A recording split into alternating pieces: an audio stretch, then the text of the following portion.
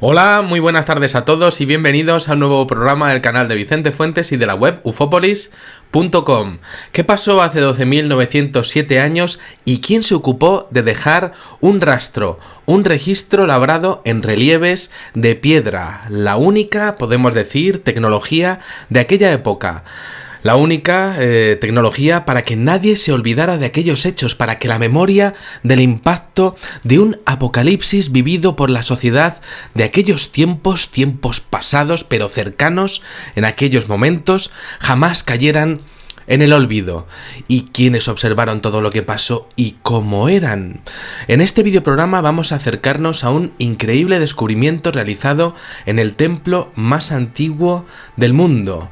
Un templo situado en Turquía, en la zona de Göbekli Tepe, donde existe un gigantesco y extraño santuario, un lugar sagrado, mítico y místico, anterior a Stonehenge en miles de años. Hablamos de un emplazamiento único en el mundo con estructuras complejas y elípticas en donde se levantan grandes pilares de roca caliza, muros y monolitos en forma de T de 10 a 20 toneladas que se utilizaron sorprendentemente para controlar lluvias de meteoritos en la Tierra y para tener experiencias trascendentales relacionadas con la astronomía y con lugares imposibles de conocer por las personas que vivían en aquel entonces, vergel de vida, en aquel fértil suelo que daba cobijo a miles de personas. Y es que, pues desde ahí podían saber lo que sería el Polo Norte auténtico, y eso es imposible de saber. Y claro, es que ellos lo conocían. ¿Cómo podía ser eso posible? Y es que fijaros qué concepto, un lugar para saber sobre posibles caídas de cometas sobre nuestro mundo, un lugar para prevenir su caída, un emplazamiento compartido con ellos, los vigilantes, un punto del planeta desde donde saber qué iba a pasar y donde honrar a los antepasados que habían sufrido unos hechos relacionados con una hecatombe planetaria similar a la que aparece en la Biblia tras la caída de un colosal cuerpo espacial. Algo que se ha quedado marcado a fuego en la historia de la humanidad en todas las culturas, que cambió para siempre la forma de pensar y de actuar del ser humano. Se necesitaba saber si iba a volver aquella increíble lluvia de roca y fuego. Se necesitaba velar a los muertos y a los antepasados, y desde allí lo hicieron. Así lo afirma un estudio de la Universidad de Edimburgo basándose en los grabados de los signos de los pilares que aparecen en este conglomerado del periodo Drías reciente, que estarían representando constelaciones y símbolos astronómicos, además de un gran cometa que asoló la Tierra y que habría causado una destrucción sin igual. Allí estaba, en el centro nervioso, civil y ceremonial de toda aquella gran urbe que comenzaba a explotar culturalmente a todos los niveles, en el centro de una corriente cultural que, que abarcaba países y continentes enteros, debido al saber acumulado y también escondido en sus misteriosas estatuas. Múltiples pueblos y regiones dependían de lo que allí se decía, se hacía y se descubría. De lo que allí se mandaba. Era el centro del mundo. Pero allí había algo que no encajaba. Los mandamases. Aquellos líderes eran extraños hombres altos con raros rasgos faciales, y los obreros, digámoslo así, la gente normal, eran morenos y de facciones rudas. No podía existir tanta diferencia genética entre unos y otros. Había algo que no podía ser. Esos rostros parecían humanos según los textos, pero se iban haciendo más y más evidentes las diferencias entre los cráneos de los sacerdotes y los de los obreros en diferentes estatuillas encontradas, algunas incluso con rasgos que parecían de otras ramas que no eran mamíferos. Algo que enlaza directamente con la cultura mesopotámica y su velada relación con los llamados dioses Anunnaki, idénticos a estos líderes de Göbekli Tepe. Estamos hablando de que estos líderes de este emplazamiento, de estos templos, los más antiguos del mundo, serían los que directamente habrían pasado a la Alta Mesopotamia. Fascinante. Y es que todo aquello no podía ser posible. ¿De dónde habría venido todo ese conocimiento en una parte del mundo y en otra? El conocimiento no se correspondía con la época y no fue descubierto o igualado hasta miles de años después en una zona de la Tierra y en la otra. ¿Qué fue lo que pasó allí?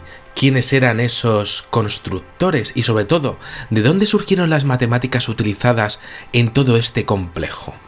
No pudieron salir, por supuesto, de la nada y no tenían las herramientas necesarias para calcular lo que hoy sí se ve en nuestros más modernos simuladores informáticos dedicados a conocer cómo era y cómo es el cielo. Ellos lo hacían, marcaban posiciones y sorprendentemente además es que lo hacían bien. Pero sorpresa y primera y fascinante contradicción de aquellos observadores. Lo primero que pensaríamos es que si hubieran sido extraterrestres los que marcaron los símbolos, pues habrían dejado enormes placas metálicas, quizá holográficas, complejísimas, fascinantes, con toda esa información en vez de piedras, ¿no? En vez de dejar piedras, pues habrían dejado pues una tecnología pues mucho más moderna, ¿no? Pues no, aquí no. Aquí relieves en piedra, como si hubieran estado mezclados entre nosotros, al menos parte de ellos, al menos parte de un linaje inteligente que hubiese decidido marcar sus conocimientos en roca para dejar el legado a futuras generaciones traumatizadas por los eventos del pasado. También, claro, evidentemente una explicación sería que aquella gente hubiese copiado en piedra lo que vieron en una alta tecnología. Aquí tenemos una triple opción, ¿no? O sea, lo que estamos viendo, ¿no? Y es que sea como fuere, eran más listos de lo que pudiésemos pensar aquellos que estuvieron marcando todo aquello en piedra, o los que lo copiaron directamente, ¿no? O los que directamente lo esculpieron porque eran así de listos, ¿no? Pero evidentemente tuvieron que tener algún tipo de ayuda. Y es que, bueno, pues aquí, ayudados o no, ¿cómo pasar información a nuestros descendientes? Esa era la gran pregunta que se hicieron, con dibujos. Esa era la respuesta, con dibujos, con pictogramas, como tenemos, por ejemplo, en la cultura china. Y es que es muy interesante la forma pictográfica que llegaron a desarrollar, en la que todo está expuesto. La inteligencia de toda aquella cultura a la hora de dejar dibujado en piedra todo su saber es fascinante. Son ideas, conceptos simples, directos, entendibles, astronómicos, marcando conjuntos de estrellas en los monolitos, igual que ocurre en las constelaciones que se ven en las líneas de Nazca, eso sí, con formas de animales, las mismas maneras de establecer lo que serían rutas, ¿no? Lo que serían la misma forma de actuar expresándose con dibujos, dibujos esculpidos, grandes historias o grandes conjuntos de astros visibles en un planisferio terrestre, tal y como ellos, los observadores, lo entendían, lo identificaban y lo enseñaban a aquellas culturas. Mensajes. Lo que sean esos mensajes a día de hoy es un misterio. ¿De dónde eran esos observadores? ¿Dónde iban? ¿Es Göbekli Tepe un lugar lleno de enigmas y unos enigmas, bueno, a día de hoy no resueltos? Y al desenterrar todo el complejo había que estudiar los pilares de forma concienzuda, por supuesto, porque sin duda eran importantes, no estaban puestos esos monolitos al azar. Y bien, pues ahí estaba la gran sorpresa, la primera gran sorpresa.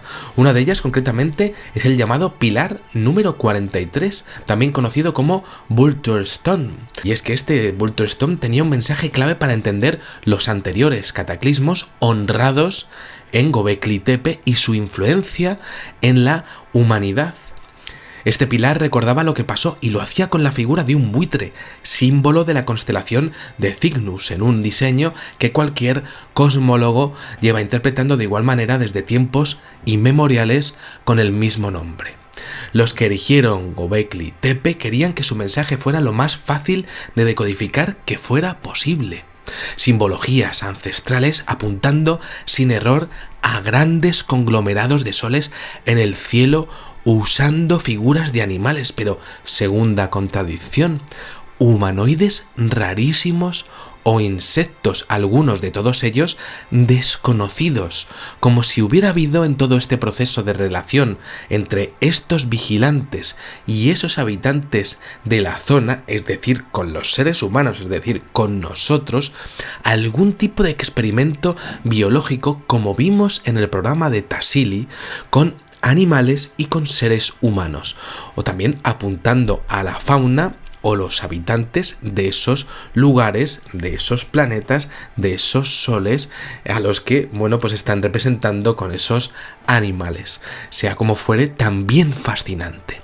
La clave de este mensaje del pilar número 43 además se encontraba en el marcado de un hombre decapitado, así como la constelación de Lupus, también de Piscis, Géminis, Sagitario, Escorpio, Libra y Ofiuco. Pues prácticamente como una ruta, como decíamos, y como el fin de toda una civilización junto a señales que marcan cuerpos y halos de velocidad de un cometa a su alrededor en otros pilares. También serpientes como símbolos de renacimiento de la humanidad, en otro símbolo ancestral junto a ellos, y es que la serpiente pues en muchas culturas es símbolo prácticamente de volver a nacer. Esto es bastante desconocido, pero es así, ¿no? Una manera directa de comunicación en una etapa crucial para la supervivencia de nuestra especie. Sabían lo que hacían, pero ¿cómo podemos saber que aquello fue cierto y que, bueno, pues efectivamente una gran hecatombe destruyó parcialmente la Tierra en aquella época? Vamos a ver las referencias científicas, y es que nuestro planeta las pasó canutas, podemos decir. La sorpresa vino utilizando avanzados softwares informáticos, y es que el equipo arqueológico de la Universidad de Edimburgo consiguió efectivamente identificar los símbolos de los grabados con los patrones estelares de la posición del Sol y de las estrellas más cercanas hace 12.907 años, en el año 10.950 a.C. Y era lo mismo esa fecha. Para colmo, aquellos líderes, aquellos observadores, algo conocían sobre antiguos pasos tanto de cometas como de alteraciones realizadas por cualquier objeto capaz de mover o girar el eje de rotación del planeta Tierra, porque desde Göbekli Tepe se seguían todos los cambios que había habido a largo plazo del eje de la Tierra en el pasado. ¿Y cómo habían podido hacer eso unos agricultores, unos protoagricultores? Evidentemente les tenía que haber ayudado alguien, ¿no? Esos observadores, esos líderes, esos grandes sacerdotes, ¿no? Entonces, claro, ¿qué deseaban saber con ello aquellos líderes? Los vigilantes sin duda habían intercedido en ese conocimiento y podía interesarles ver la reacción de aquellos hombres ante aquellos razonamientos, prácticamente como si fuésemos pues cobayas de laboratorio, si os digo la verdad. Hablamos también de grandes interacciones, de seres capaces de convencer a pueblos enteros de construir un inmenso complejo. Recordamos que solo sabemos del 5% de lo que hay allí, haciendo que dejasen de realizar sus actividades de caza y de agricultura. Es decir, aquella gente pues estaba sobreviviendo en el día a día y no estaba para leches en ese momento, ¿no? Bueno, pues aquella gente les convenció y les dijo, mira, tenéis que hacer esto y lo tenéis que hacer ahora. Y lo consiguieron y lo hicieron, ¿no? Es desde luego interesantísimo que este tipo de cambios que decíamos en el eje del planeta coincidan esos cambios con el efecto que haría el paso de grandes astros cerca de la Tierra, tal y como ocurre con el Sol y los demás planetas del sistema solar ante la presencia del planeta 9, de los movimientos del planeta 9, según los cálculos presentados este año por los científicos Brown y Matisse en la NASA. un mundo azul intenso, precioso a la vista y destructivo a su paso, frío, con una masa de entre 5 y 20 veces la de la Tierra y con una órbita excéntrica capaz, para entendernos, de poner el sistema solar patas arriba y lanzar cometas al interior del mismo, causando todo tipo de desastres. El planeta 9 pasaría cerca del cinturón de Kuiper y por su efecto gravitatorio, bueno, pues estaría lanzando los cometas de todo ese cinturón que estaría lleno de meteoritos y bueno, pues prácticamente estaríamos a merced de un bombardeo de cometas pues cada cierto tiempo. Bueno, pues en esa época habríamos tenido uno de esos bombardeos, ¿no? Y habríamos tenido una auténtica hecatombe en nuestro planeta. Lo mismo que estamos hablando aquí, un interés que estaría relacionando ambos elementos y sin duda, y además es que ellos podrían saberlo, el paso del planeta 9, el eje de la Tierra. Incluso podrían haber visto el propio planeta 9. Cometas lanzados por ese inmenso mundo que se mueve a toda velocidad, moviéndose de forma espectacular por nuestro cosmos más cercano. Desde luego sabían dónde quedaba el norte y cómo les afectaba la precesión del eje de nuestro mundo. Lo sabían. En aquel templo dedicado al cosmos, y como veremos en la segunda parte con la descripción de las extrañísimas experiencias de éxtasis al entrar en cierta zona de Göbekli Tepe, les obsesionaba el paso de algo que mandase con frecuencia cometas y meteoritos a la parte interna del sistema solar, a la Tierra, y les obsesionaba tanto que tuvieron que emplear años y años en diseñarlo, realizarlo y construirlo en un proceso que tuvo que ser tortuoso a la par que espectacular. Querían saber con qué frecuencia pasaría aquel hecho y conocer aquello que lo provocase. Querían saber si se podía ver desde ahí, y si se podía ver, largarse echando leches de allí. Su cosmología, desde luego, pues indica que estaban obsesionados totalmente, pero según décadas de estudios arqueológicos, se sabe que este fascinante lugar era también un centro místico, prácticamente religioso, ceremonial, más místico que religioso, ¿no? Y bueno, pues allí se invocaban a entes sobrenaturales, o lo que a día de hoy pues podríamos indicar pues que podrían ser pues quizá extraterrestres, pero para aquella gente eran sobrenaturales. Y allí, junto a la Vulture Stone, bueno, pues allí se producían pues varios de estos eventos, ¿no? Pero claro, ¿por qué mezclaban una cosa con la otra? ¿De qué entes sobrenaturales estamos hablando? ¿Era algo suyo o alguien intercedía en eso? ¿Qué función tenían esos extraños vigilantes, sacerdotes en todo eso, teniendo en cuenta que no tenían nada que ver en su físico con nosotros? No era de aquella gente de ninguna otra tribu, no eran seres humanos per se. La astronomía compleja, imposible en esa cultura, era tan importante como sus experiencias místicas dentro de ese complejo. Pero desde luego, como decía, había algo importantísimo en todo eso. Algo sabían, y desde luego algo pasó hace 12.907 años, un evento capaz de provocar una edad de hielo impresionante en la Tierra durante al menos 1.400 años, principalmente en la parte norte de la Tierra, coincidiendo justo con la zona en donde desapareció la cultura Clovis. Esto aparece en la revista Nature, y bueno, pues en la misma época esto se ha publicado, sería en un periodo comprendido más o menos entre los años 12.980 y 12.800. Algo que me ha llamado la atención es que el margen de error con el que se ha datado la cosmología de la Vulture Stone es de 250 años, siendo este mayor que los años entre los que ambas civilizaciones habrían tenido el impacto de los meteoritos. Es decir, es perfectamente posible que ambos eventos coincidiesen en el mismo momento de la historia, un hecho estadístico para mí a tener en cuenta de entre las ciencias entre las que estoy evaluando todo el tema. Bien. El clima del planeta tras el impacto, bueno, pues cambió debido a la inmensa nube de polvo que tapó la atmósfera durante un milenio entero, 1000 años, bueno, pues con una nube completamente negra encima, y nuestro mundo fue literalmente el infierno. La gente que sobrevivió tuvo que adaptarse al aumento del nivel de los océanos, comunidades enteras desplazadas durante décadas y décadas y cientos de años, y bueno, pues hambrunas. Estamos aquí gracias a que aquella gente se dejó la piel y la última gota de sangre por nosotros. Aquello fue increíble. Además es que encima hay un hecho científico que corrobora todo este apocalipsis, y es el dato de que el principal núcleo de hielo de Groenlandia se desgajó justo en esa época de la que estamos hablando.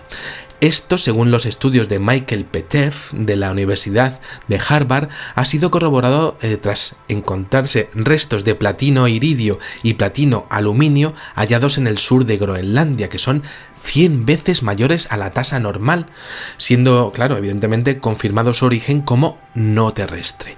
Tenía que haber venido de como mínimo un gran astro que impactó con la Tierra justo en aquella época. Pero no solo allí y en ese tiempo, sino también en 11 yacimientos en Estados Unidos, en California, en Arizona, en Nuevo México, en Ohio, en Virginia, en Carolina del Norte y del Sur.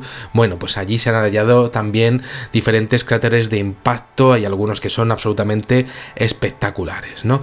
Bien, el periodo de destrucción de aquellos años también trajo super tsunamis continuos, incendios forestales, explosiones en el cielo como lo que ocurrió en Tunguska. Todo aquello había que honrarlo y aparece en Göbekli Tepe. Los registros también aparecen en Europa, Bélgica, Bielorrusia, también en Egipto. Esto también llega a Australia.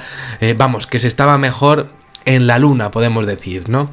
Bien, el drama de aquellos tiempos fue honrado en el Pilar 43, pero la información en Göbekli Tepe no se queda ahí. A la vez, desde ahí y con muchos más pilares y muros perfectamente dispuestos, controlaban cientos de parámetros matemáticos, geométricos y astronómicos, y eso no era posible sabiendo lo que sabían sobre astrofísica.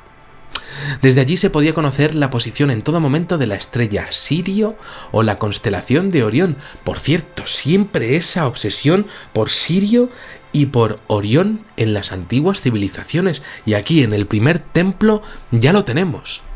Curiosísimo, desde luego.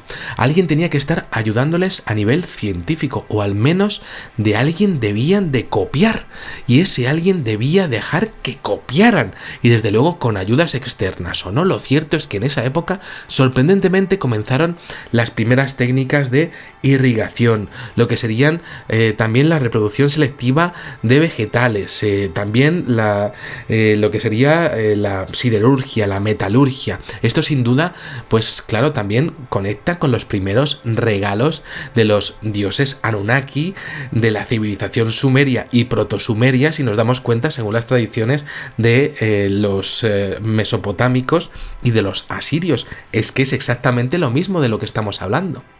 Todo está lleno de detalles increíbles en el mundo de los vigilantes, tal y como se les llamaba en aquel momento, ¿no? La civilización que construyó Göbekli Tepe, posterior a la que vivió toda la hecatombe, honraba al cielo, lo estudiaba y lo hacía porque, y aquí está la clave, estaba totalmente aterrorizada y estuvo décadas y décadas enteras estudiando la cúpula celeste, con o sin ayuda, como decía, para saber cuándo emigrar de sus tierras. Tenían, tal y como muchos científicos en el siglo XXI llaman, catastrofobia, miedo a una nueva catástrofe como la que sus ancestros vivieron, como la que llevó a sus familiares lejanos a buscar nuevas tierras y establecerse de donde ellos estaban, en esa región de Turquía. Y es que fue aquel periodo bastante convulso de la historia de la humanidad, un planeta brutal, El doctor Richard Firestone del Laboratorio Nacional Lawrence Berkeley de Ciencia Nuclear y los coautores de su libro El ciclo de catástrofes cósmicas, publicado en el año 2006, pues efectivamente cree que en el año 10.340 a.C. pues se produjo uno de estos impactos tremendos sobre la Tierra. Es decir, que estamos hablando de grandes científicos que dicen que sí, que en ese periodo pues sí que hubo meteoritos en la Tierra y los seres humanos tuvieron que desplazarse y vivir auténticas penurias, ¿no? Unas grandes historias allí, ¿no? Pero claro, ¿quién estaba mandando meteoritos allí y con tanta frecuencia? Desde luego, y en base a los datos presentados, las continuas lluvias de astros cósmicos estaban machacando a aquellos pueblos por todo el planeta. Había que, además de dejar un rastro de lo que pasó, por honor, y trazar un plan para prever y avisar a todos los pueblos cercanos de posibles cataclismos en el futuro, unos cataclismos brutales, pues claro, incluso pudiendo mercadear con la información. Al ser humano, pues evidentemente la información es poder, ¿no? Pues había que estudiar y construir Göbekli Tepe para saber todo lo que había en el cosmos, por si acaso había alguna cosa que pudiese venir adicional, además de los cometas y los meteoritos, por si acaso había algo más, y desde allí pues se ven más factores, ¿no? Y bueno, pues es muy curioso porque hay otro problema en todo esto. Se suele pensar que Göbekli Tepe fue bien esculpido y modelado con herramientas rudimentarias, y aunque solo un pequeño porcentaje del complejo se ha excavado a día de hoy, como decía, los principales investigadores de todo el complejo, como el arqueólogo alemán Klaus Schmidt a la cabeza, no han encontrado jamás ni una sola herramienta de tallado, de cocinado, de metalurgia o de siderurgia en más de 100 metros cuadrados a la redonda y varios metros de profundidad. Sí, en los pueblos que estaban muy alejados, pero lo que sería en el complejo no han encontrado nada de nada. ¿Cómo es posible? Nada, tampoco figuras de fertilidad propias de esa época. El complejo fue abandonado de forma repentina y cubierto de arena de la misma manera que haríamos nosotros para proteger cualquier construcción o monumento con el fin de desenterrarlo posteriormente. Pero finalmente no fue desenterrado y, bueno, o no pudieron hacerlo o no les dejaron hacerlo. El proceso para enterrarlo también tuvo que ser un auténtico espectáculo y también es un auténtico misterio, además de, pues de lo que pasaba allí dentro, porque aquellas alineaciones a las constelaciones pues tenían todo el sentido del mundo, ¿no? Como decía. Göbekli Tepe era un templo en el que se entraba para algo más que para ver el pilar número 43, y los vigilantes seguían moviendo los hilos de toda la ciencia y la construcción del complejo, y algo hacían allí. Si os parece bien, vamos a ver qué pasaba allí dentro en la segunda parte del programa, en donde vamos a tener más de una sorpresa. ¿Quién les miraba a toda esa gente y quiénes eran esos vigilantes y, bueno, pues a quienes se parecían? Bueno, pues os agradezco muchísimo que hayáis estado conmigo en este videoprograma. He estado un poco pachucho estos días, pero bueno, pues os agradezco muchísimo que hayáis estado en esta primera parte, y la verdad es que, bueno, pues os agradecería que estuvieseis en esta segunda para completar toda la información. Bueno, pues eso, yo voy para allá, allí os espero. Hasta ahora.